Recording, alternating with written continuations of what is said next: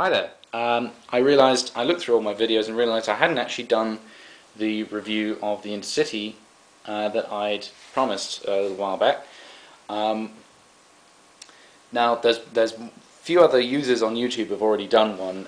In particular, probably the most popular one is Intercity 82's one of the unboxing of the rail blue version of this. This one I decided to do this because there aren't so many pictures of the Swallow version of the livery, the Intercity Executive as it's sometimes known.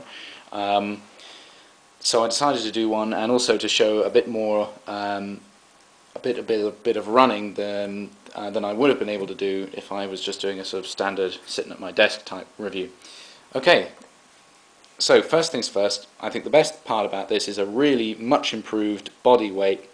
This would have much more traction and would be capable of actually pulling a prototypical length train.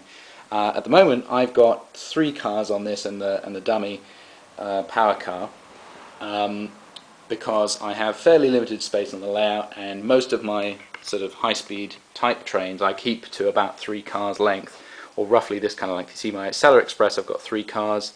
Pendolino is a really long train, so I've kept that to that length. The Eurostar as well. That's 4 cars, so that's slightly longer, but in any case, it's a nice length for a train, and it doesn't take up too much siding space, and it looks fairly convincing. I don't think it would be particularly convincing to have a full 8-car one of these unless you had a club-size layout where you could actually get up to some speed without needing to come to a stop again. But yes, so but even if you wanted it, this would be definitely powerful enough to haul it. Main reason being that the weight is really good. The other thing that's really nice that they've changed, that's much improved, is the moulding of the power car. If you just look at how accurate it is, the smoothness of that, and the way that the lines come around the bottom like that, that's really much better. That's much more accurate moulding. I don't know if you remember, anybody who's had an HST set from, well, any time before they did these will remember that the Hornby moulding was really bad. I have a Lima, an Italian manufacturer, a Lima Rail Blue, one of these, which is quite nice, and it did me very nicely for a few years until I could afford to get one of these. But my brother had the Virgin 125 version, which was terrible moulding. I mean, all these bits around the roof, they looked really boxy and unconvincing. The lights were very, very weak. There was almost no cab interior. There was no, and the motor was really weak as well. The coaches were fine. They looked great. It's just the power cars were really very unsatisfactory. Anyway, now down to the livery. The paint job is excellent, as you can see. I mean, if I just shine it in the light a little bit, you can see the light reflecting off, particularly the red stripe there. That's really nice. It's slightly embossed on the surface of the paint. Very, very crisp level of detail, particularly the nameplate there, which I believe, can you focus on that please, is John Wesley.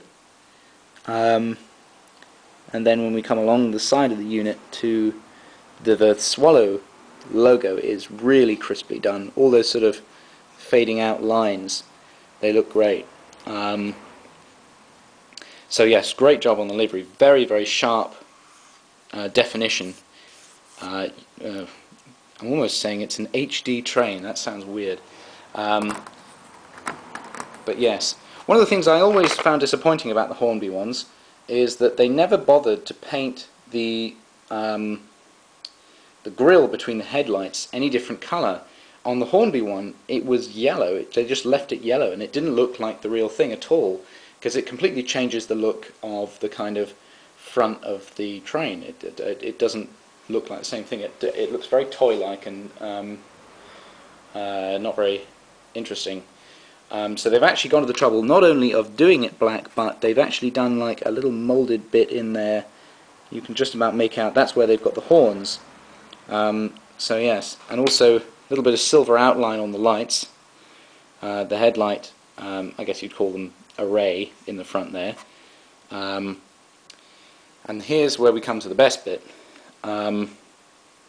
of these power cars, fully moulded and detailed interior.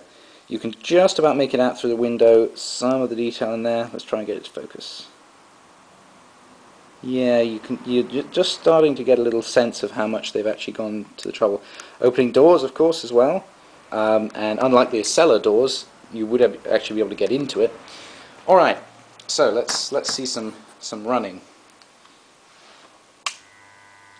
Red headlights if it's going backwards. I'll just couple it with the rest of the cars. And white headlights when it's going forwards. Now even in DC, this is standard DC, very smooth at slow speeds. Here we are, here's a couple of cars. That one's a Lima one. This one's the Hornby buffet coach, and that's just a standard class open one, I think. And here's the rear of the train. Now, those red lights really shine out. A little bit better than the Pendolino. The Pendolino's ones are sometimes a little too faint, I think. But yes, definitely looks the part. So let's get it up to speed and I'll show you some more running shots.